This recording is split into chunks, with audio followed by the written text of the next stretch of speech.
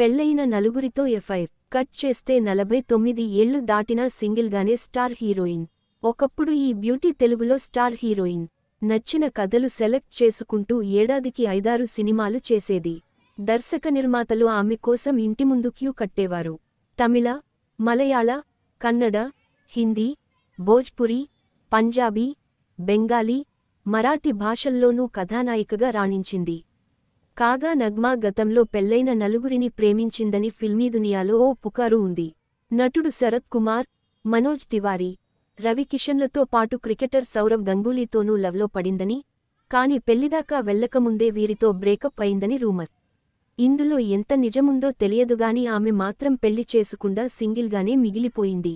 కాలం కలిసొస్తే మాత్రం తప్పకుండా పెళ్లి చేసుకుంటానని ఇటీవలే ఓ ఇంటర్వ్యూలో చెప్పుకొచ్చింది. మరిన్ని ఆసక్తికరమైన వాస్తవాల వీడియో కోసం సబ్స్క్రైబ్ బటన్ను నొక్కండి.